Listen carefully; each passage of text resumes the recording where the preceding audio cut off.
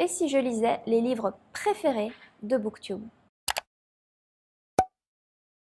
Le principe de cette vidéo, c'est de lire des livres majoritairement recommandés, préférés par Booktube. J'ai tout simplement sélectionné 7 booktubeurs et booktubeuses que j'apprécie beaucoup, que ce soit du côté anglophone ou francophone, dont je suis les chaînes depuis déjà longtemps. Ce sont des gens qui m'ont inspiré à créer ma propre chaîne. C'est des gens dont j'adore le contenu, que je regarde avec vraiment grand plaisir, et on n'a pas forcément toujours les mêmes goûts, même des fois on n'a pas les mêmes goûts du tout d'ailleurs. Ce que j'ai décidé de faire, c'est de prendre des livres qui sont vraiment majoritairement aimés par ces 7 personnes. Et là, c'était pas forcément très facile parce que les gens que je regarde sont tous très différents les uns des autres et ils n'ont pas forcément toujours des livres en commun. Donc pour ça, qu'est-ce que j'ai fait? J'ai créé 2 règles. Dans ces 2 règles, il fallait qu'au moins 5 personnes aient lu ce livre et que la moyenne soit au moins de 4 sur 5. Je suis allée voir sur Goodreads et j'ai cherché les livres qu'ils avaient tous en commun. Je vous assure que c'était pas si facile à trouver, mais j'ai quand même trouvé 3 livres. Je vais donc lire ces 3 livres et ce qui va vraiment m'intéresser, c'est de voir aussi avec qui je suis le plus d'accord quand il y a des désaccords entre eux par rapport aux notes, vers qui moi je me situe le plus. Est-ce que ces livres qu'ils ont en commun, moi aussi je les apprécie. Cesse de blabla, je vais vous présenter déjà les 7 personnes que j'ai choisies pour cette petite expérience. La première chaîne que je vous présente, c'est celle qui m'a inspiré cette vidéo. Il s'agit de Sous le ciel avec Mamaki. Elle avait fait une vidéo que j'avais vue il y a déjà un moment. Le principe était un peu différent parce qu'elle avait sélectionné 6 livres recommandés par 6 chaînes. Moi, j'ai voulu essayer de trouver le livre qu'ils avaient en commun, mais clairement, ma vidéo est inspirée de la sienne. Ensuite, donc, on a Books and Lala, qui est une chaîne anglophone de Kayla. J'aime beaucoup ses vlogs. Elle m'inspire aussi beaucoup parce qu'elle a toujours des vlogs un peu déjantés et je trouve ça vraiment très drôle. Ensuite, il y a la chaîne de Penelope, Plop in a Bubble, que je regarde très souvent. On a ensuite la chaîne d'Emma qui s'appelle Amy Reads. Amy, c'est une chaîne également anglophone. Encore une chaîne anglophone, il s'agit de celle de Jack Edwards. Je trouve qu'il développe beaucoup de sujets intéressants dans ses vidéos, je le trouve très pertinent. J'aime beaucoup aussi la chaîne d'Emily Fox, qui est une chaîne anglophone, même si en fait sa langue maternelle est français, il me semble qu'elle est canadienne. Et enfin, bien sûr, Elise de A Book and a Cup. J'adore ses concepts. Voilà, ça fait partie de mes chaînes préférées, bien entendu. Pour la bonne compréhension et la facilité de compréhension aussi de cette vidéo, je vais parler de chacune de ces chaînes par leur nom de chaîne et pas par le nom de leur créateur. Le livre qui fait le plus l'unanimité avec la meilleure moyenne, et il a été lu par tout le monde, il s'agit de La vie invisible d'Adi Larue de V.E. Schwab. Ce livre a été noté 5 étoiles par A Book and a Cup, Books and Lala, Emily Fox et Sous le ciel. C'est vraiment le top. Ensuite, 4 étoiles par Plop. Amy l'a noté 3,75 étoiles. Et enfin, Jack avec 3 étoiles. Ça nous fait un total de 4,39 sur ces 7 personnes. Alors, La vie invisible d'Adi Larue de V.E. Schwab, ça raconte l'histoire d'une jeune femme qui s'appelle Adeline Adi, qui est née en 1714 dans un petit village français. Un jour, elle va faire un pacte avec un dieu ancien de la nuit. Elle va demander la liberté en échange de son âme. En fait, ce pacte va se transformer en une sorte de malédiction assez cruelle parce que elle va se retrouver condamnée à vivre éternellement sans laisser aucune trace de son passage. C'est-à-dire que personne ne se souvient d'elle une fois qu'elle disparaît de leur vue. Et un jour, en 2014, eh bien là, tout change pour elle parce qu'il va y avoir une personne qui va se souvenir d'elle. Est-ce que je vais vraiment accrocher à ce genre de récit qui est peut-être contemplatif? Je ne sais pas exactement vers quoi je me lance là-dedans. Je me dis que si les notes sont aussi élevées, c'est qu'il y a quand même une bonne raison. Est-ce que je vais me situer plus du côté du 5 étoiles, comme la majorité des booktubers que je suis, ou est-ce que je vais être plutôt de l'avis de Jack avec seulement 3 étoiles? Cersei. Cersei a été écrit par Madeline Miller. Il a une excellente note de 4,28. Alors il a été noté 5 étoiles par Books and Lala et Plop, et ensuite 4 étoiles par tous les autres. Donc vraiment, ce livre, il est tout en haut de mes attentes. Je dois aimer ce livre. Je vais aimer ce livre, c'est sûr. Voilà, ce qui devait arriver arriva. Cersei de Madeline Miller, ça va revisiter la mythologie grecque. Je crois que c'est assez clair. J'ai mon marque-page chat qui ressort. Je ne l'ai pas encore commencé le livre. Cersei, elle va être assez marginalisée et elle va se tourner plutôt vers les humains et elle va découvrir un pouvoir qu'elle a, c'est-à-dire la sorcellerie. En fait, Circé, elle est capable de transformer ses ennemis en monstres. Du coup, Zeus, quand il va se rendre compte du pouvoir de Circé, bah, il va tout simplement l'exiler et elle va se retrouver donc sur une île totalement isolée et là, elle va pouvoir commencer à perfectionner ses pouvoirs. D'après ce que j'ai pu comprendre sur ce livre, Madeline Miller, elle va vraiment revisiter l'histoire de Circé, de voir un peu comment cette femme a été marginalisée. La pression est à son maximum pour moi là, parce que si j'apprécie pas ce livre, pourquoi je suis tous ces booktubers et booktubeuses? Pourquoi c'est mes préférés? Je vais pas comprendre. Donc Cersei, j'ai bon espoir. J'ai bon espoir avec Cersei. Je cherche quand même un 5 étoiles au moins sur ces 3 livres. Et enfin, on a Piranèse de Susanna Clarke. Je crois que je vous en ai déjà parlé dans une vidéo parce que c'était justement un livre que je voulais lire et il se trouve que ce livre a été lu par 5 personnes et il a une moyenne de 4,25. Jack Edwards a mis un 5 étoiles pour ce livre, Emily Fox a mis 4,25, Books and Lala, Plop et Sous le ciel ont également mis 4 étoiles. On est totalement sur un roman assez énigmatique et mystérieux. On va suivre ce personnage qui s'appelle Piranèse, qui vit dans une étrange maison immense. Je crois que c'est Plop qui le décrit comme onirique, psychédélique et mystérieux. Et il a gagné le Women's Prize for Fiction en 2021. C'est un livre qui me rend extrêmement curieuse et là encore, très sincèrement, je suis pas sûre d'apprécier ce livre. Est-ce que c'est aussi contemplatif? Franchement, je sais pas si je suis capable d'apprécier ça et c'est justement pourquoi je fais cette vidéo, parce que je veux me confronter à des livres qui sont peut-être un petit peu en dehors de ma zone de confort, mais qui sont quand même plébiscités et appréciés par des gens que j'apprécie regarder. Je vous retrouve donc une fois que j'ai terminé ces livres et on va découvrir mon avis. Je vous retrouve parce que j'ai avancé sur mes lectures. J'ai en effet terminé la lecture de La vie invisible d'Adi Larue de V.E. Schwab. Et bien écoutez, je dois dire que je suis quand même d'accord avec mes collègues booktubers parce que j'ai vraiment adoré cette lecture. Le roman commence dans un petit village en France en 1714 où on suit une jeune fille de 23 ans qui s'appelle Adeline Larue. Elle est confrontée à un mariage forcé que ses parents veulent organiser pour elle avec un homme du village et franchement elle n'en a pas envie parce que Adeline c'est vraiment une âme libre, elle veut être libre, elle veut faire ce qu'elle veut et évidemment dans le XVIIIe siècle pour les femmes c'est pas tout à fait possible. Pour le jour de son mariage, elle se retrouve acculée, elle n'a plus le choix, elle n'a plus le temps. Elle va donc se retrouver à conclure un pacte avec le diable. Elle va obtenir l'immortalité et la liberté, sauf que le diable est assez malin. La liberté pour elle, ça veut dire qu'elle devient totalement invisible. Si Adi disparaît de leur champ de vision, ils ne se souviennent plus d'elle. Et elle ne peut laisser aucune empreinte sur le monde, aucune marque sur le monde.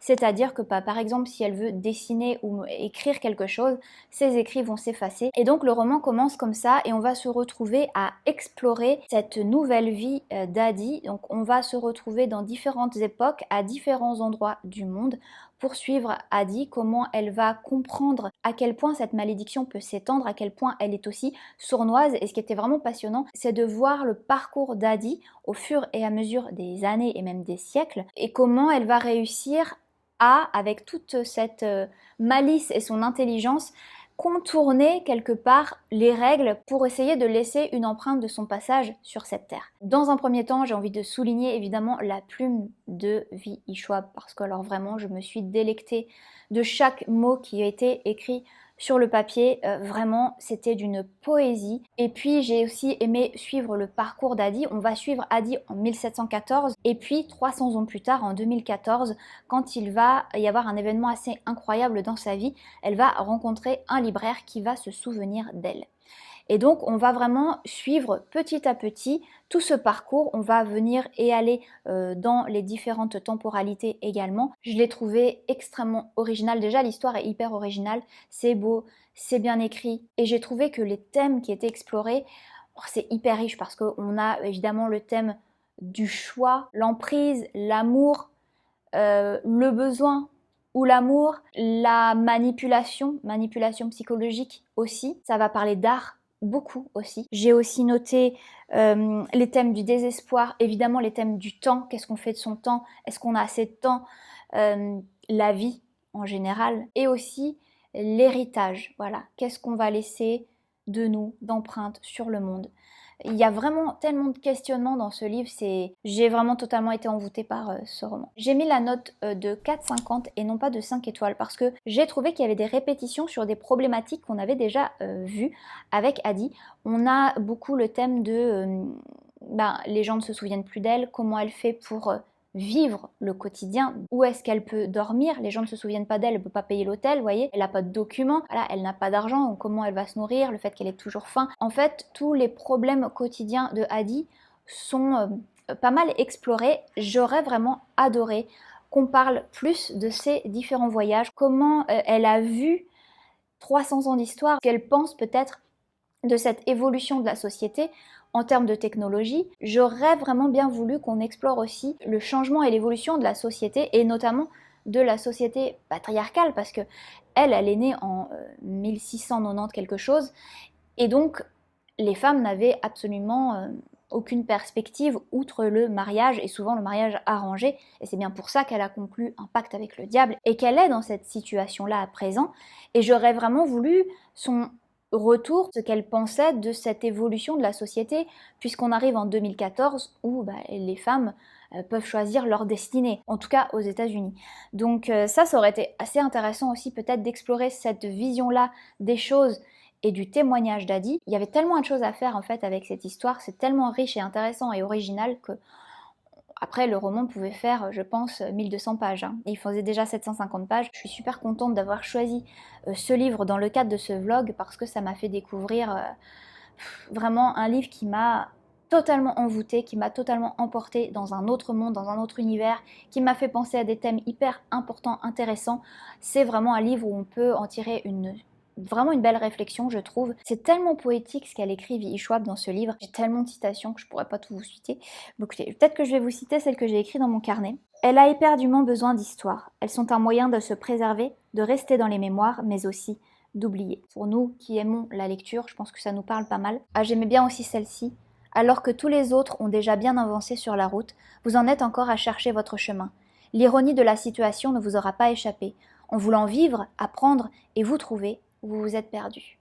Si vous voulez lire quelque chose de poétique, qui vous fait réfléchir à la vie, au sens de la vie, à l'héritage que vous pouvez donner ou que vous recevez, au désespoir, et qui vous donne envie de vivre, parce que pour moi, ce livre est une ode à la vie. À travers toutes les péripéties, toutes les frustrations d'Adi, c'est quand même une ode à la vie, ce livre. Donc vraiment, je peux vous conseiller ça si vous ne le connaissez pas encore. Et que vous avez envie d'un peu de poésie dans votre quotidien, lisez La vie invisible d'Adi Larue. C'est magnifique, poétique, très très beau, une très très belle lecture. Je suis ravie de l'avoir découvert. Je n'ai pas lu que La vie invisible d'Adi Larue. J'ai également lu Circe de Madeline Miller. Et bien là, écoutez, voilà, ce qui devait arriver arriva. Vous voyez déjà où je veux en venir peut-être avec le marque-page qui est ici. Je n'ai pas du tout les mêmes avis que les autres booktubeurs. Malheureusement, je n'ai pas aimé Circe, mais vraiment pas aimé du tout. On n'est pas obligé d'avoir les mêmes avis, hein. C'est justement pour ça que je faisais ce vlog, c'est pour confronter les avis des gens que j'adore regarder sur internet et le mien. Même si on partage souvent les mêmes avis, des fois ça marche pas. Et celui-là le représente très bien puisque j'ai vraiment pas aimé Circe. Je vais vous dire pourquoi j'ai pas accroché, mais c'est ce qui est dingue avec ce livre, c'est que j'ai vraiment pas accroché, mais dès la première page, j'ai senti que ça allait pas le faire. Pour une raison ou une autre, j'ai pas accroché à l'écriture.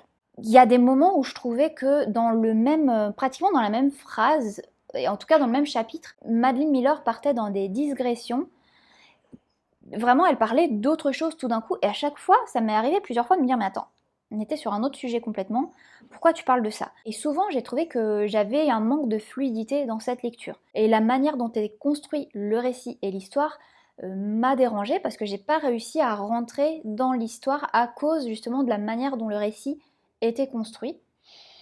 Pourquoi? Je sais pas, ça m'a pas parlé. Voilà, écoutez, bon, des fois, c'est comme ça. Hein. Je trouvais que les histoires des autres personnages qu'on croisait étaient plus riches, plus intéressantes, où il y avait plus d'action, de dynamisme, que l'histoire de Circe en elle-même, parce qu'en fait, elle va se retrouver exilée sur une île, et c'est un peu le problème. C'est qu'une fois qu'elle est exilée sur l'île, pour nous, en tant que lecteurs, c'est pas très intéressant, parce que on attend que des gens viennent lui rendre visite, Donc heureusement, il y a quand même des gens qui viennent lui rendre visite, parce que sinon il se passe vraiment pas grand-chose en fait, hein.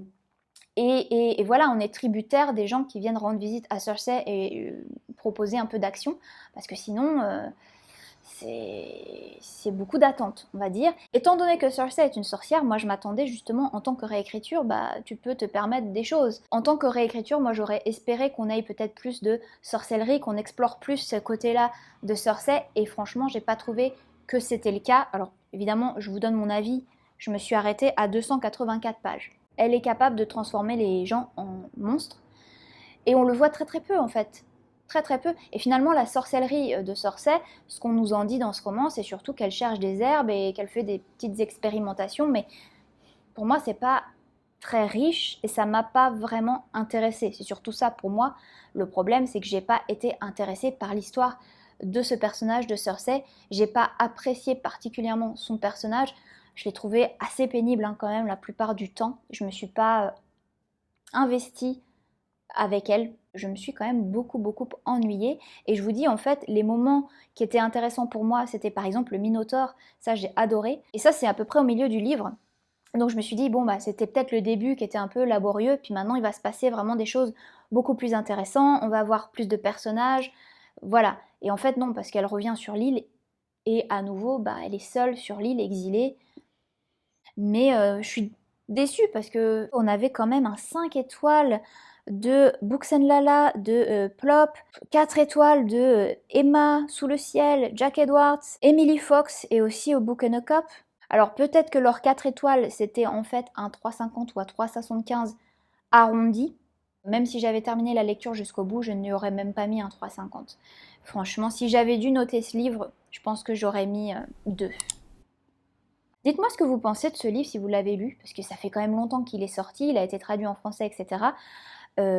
Donc dites-moi si vous l'avez aimé, qu'est-ce que vous avez aimé dans ce livre. Il me reste à lire Piranèse, et ce livre-là, je dois dire qu'il me fait assez peur. Il y a quand même Madeline Miller qui nous dit une lumineuse prouesse littéraire, à la fois mystère, captivant, aventure à travers un monde fantastique et exceptionnel, méditation sur la condition humaine. Mais Madeline Miller, j'ai pas aimé ton roman, donc est-ce que je peux prendre en compte ce que tu dis? Je sais pas. Je dois dire que j'ai très peur de pas aimer. Parce que les trucs qui sont psychédéliques et pas très compréhensibles, c'est soit ça passe, soit ça casse. Hein. Donc, je reviens donc bientôt pour vous dire si j'ai aimé ce roman étrange qu'est Piranèse. Je viens vous refaire un petit point dans ce vlog lecture pour vous parler de Piranesi, ou Piranèse en français, de Susanna Clarke, puisque j'ai terminé cette lecture. Alors je vous disais que Piranèse, ça passe ou ça casse. Eh bien les amis, pour moi, ce livre, c'est un 5 étoiles. J'ai été totalement captivée, envoûtée par cette lecture. Et quand je vous disais que ce livre est un voyage, je ne croyais pas si bien dire. J'ai beaucoup de choses à vous dire sur ce livre et je ne vais pas pouvoir vous en dire autant que je voudrais. Écoutez, j'ai devant moi mon ordinateur avec toutes les notes que j'ai faites sur ce livre. C'est la plus grosse chronique que j'ai jamais fait pour un livre. Des fois, j'ai 3 phrases dans mes chroniques, et dans celui-là, ben, j'ai un texte entier. Vraiment, c'est énorme tout ce que je peux dire sur ce livre. On va commencer par le commencement. Piranèse, c'est un homme qui vit dans une maison, je vais dire maison entre guillemets. C'est un endroit gigantesque.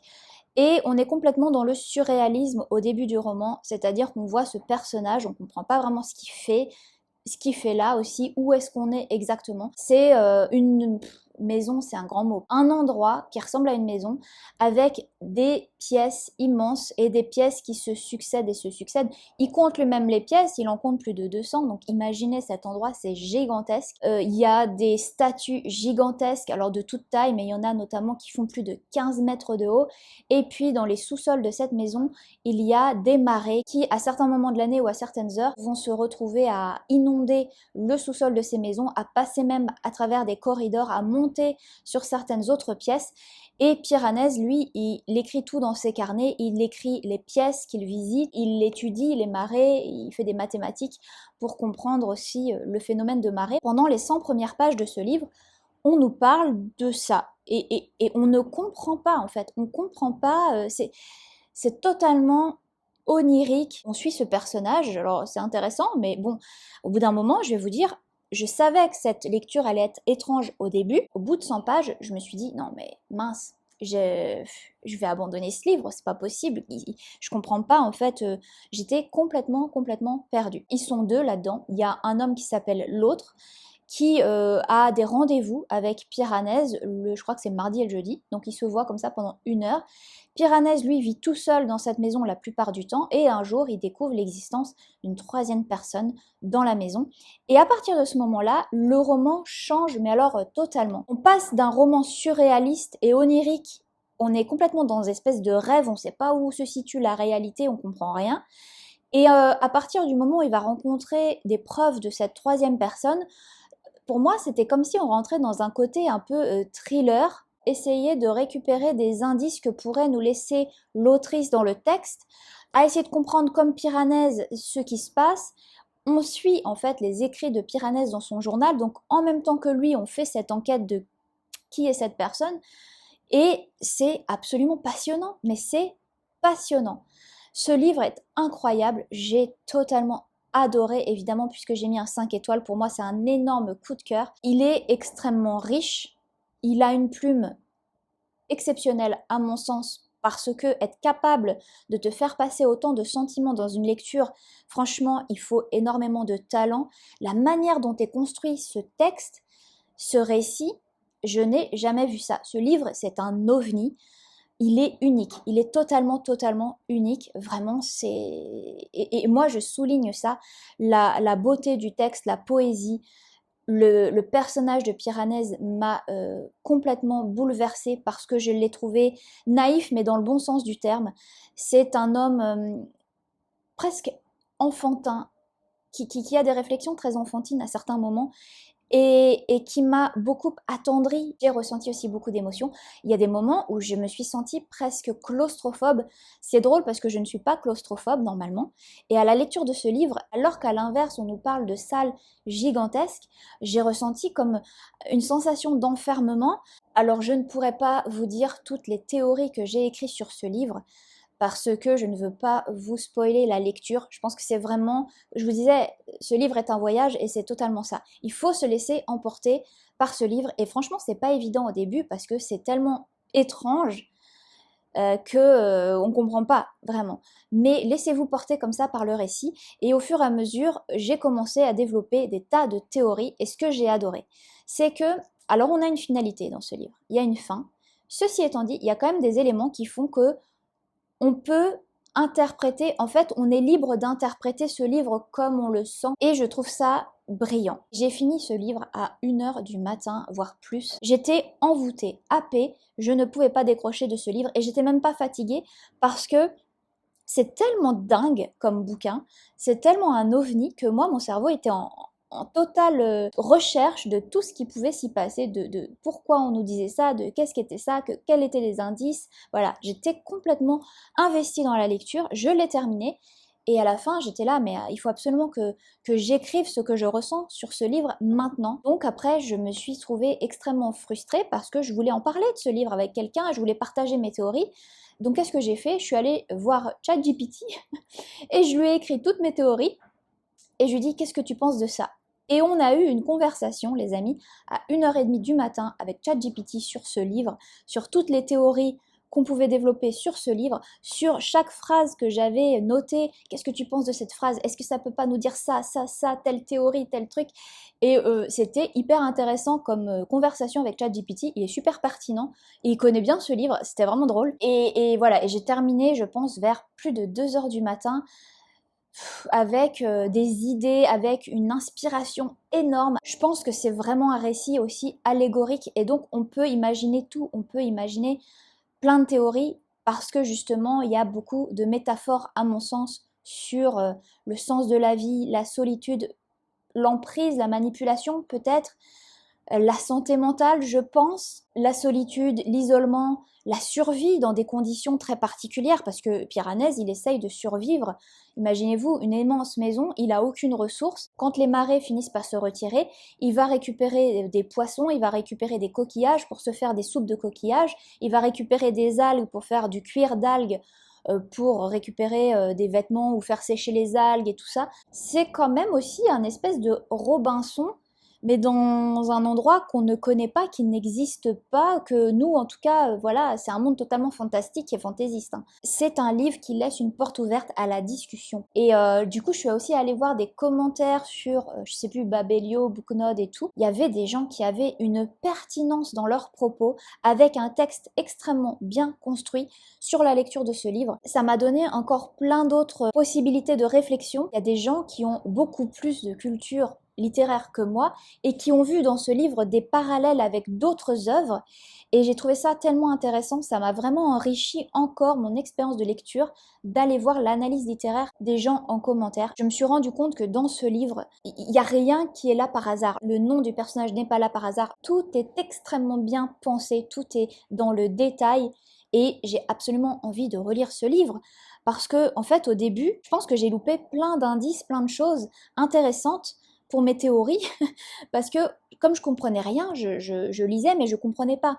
Alors que maintenant, avec une deuxième relecture, je suis sûre que je vais voir des trucs hyper intéressants pour telle ou telle ou telle théorie que j'ai, ou en tout cas, si c'est pas des théories, c'est juste des sujets, des thèmes qui sont développés dans ce livre et qui peuvent me donner encore de la matière pour réfléchir. Évidemment que ce livre ne va pas plaire à tout le monde, mais j'ai envie de vous dire, c'est un peu bête de dire ça, parce que il n'y a aucune œuvre au monde qui peut plaire à tout le monde. C'est un livre qui n'est peut-être pas facile, mais pour moi, c'est un livre qui m'a réellement nourri en tant que réflexion sur la vie, réflexion sur le monde. Peut-être en commentaire, si vous avez lu ce livre, vous l'avez aimé, et vous avez vous aussi vos théories, partagez-les. N'hésitez pas à écrire spoiler, comme ça les gens pourront éviter d'être spoilés à la lecture de ce livre s'ils veulent le lire. Ce que je conseille, c'est très particulier, mais c'est une expérience littéraire tellement enrichissante que franchement, il faut au moins essayer de lire ce livre. Après, on aime ou on n'aime pas, on est tous différents, et c'est pas forcément le bon moment pour nous peut-être de lire ce livre, voilà. Ça, c'est complètement... Mais au moins essayer. Je suis du même avis que Jack Edwards, qui avait mis 5 étoiles à ce livre.